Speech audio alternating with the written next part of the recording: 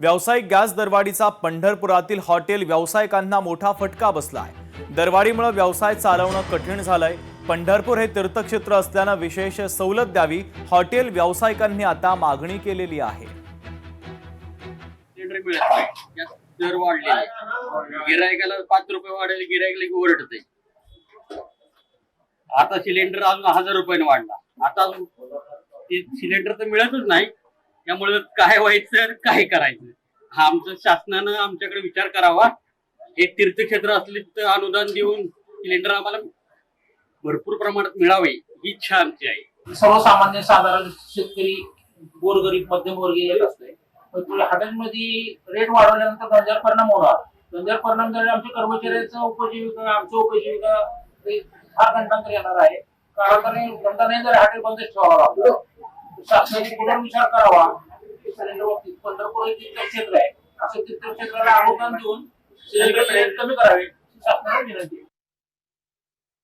सोलापूरमधील तिहेरी हत्या प्रकरणी 6 जणांच्या विरोधात गुन्हा दाखल करण्यात आलाय। संपत्तीच्या वादातूनच हत्याकांड झाल्याची नातेवाईकांची तक्रार आहे।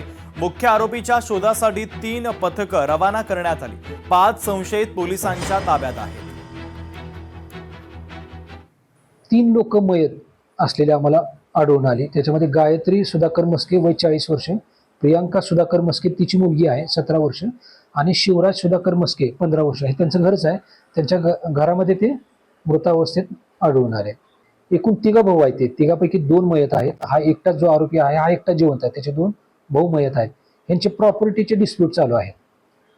ते आहेत वाटणीसाठी वडिलोपार्जित प्रॉपर्टी आहे। ते वाटणी ही मयत जी आहे ती वाटणी मागत होती आणि हात उसने तिनं 25 लाख रुपये यातल्या आरोपीला दिलेले आहेत। ती वारंवार मागणी करत होती आणि त्या कारणावरच त्यानं ती वारंवार मागणी करते म्हणूनच हा गुन्हा घडल्याचं प्रथम दर्शनाच्या तपासात आपल्याला दिसून येते। इतर काही लोकांची काय त्याच्यात इन्व्हॉल्वमेंट आहे का ही सुद्धा आपण पोलीस स्टेशन स्तरावर खात्री करत आहे। पुढची महत्त्वाची बातमी आपण पाहूयात। नंदुरबारच्या नवापूर भागामध्ये बर्ड फ्लूचा अक्षरशः कहर पाहायला मिळतोय।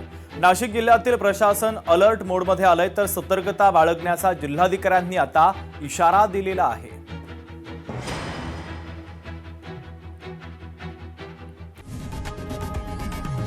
लोकशाही मराठी ऐका, पहा, जागरूक रहा।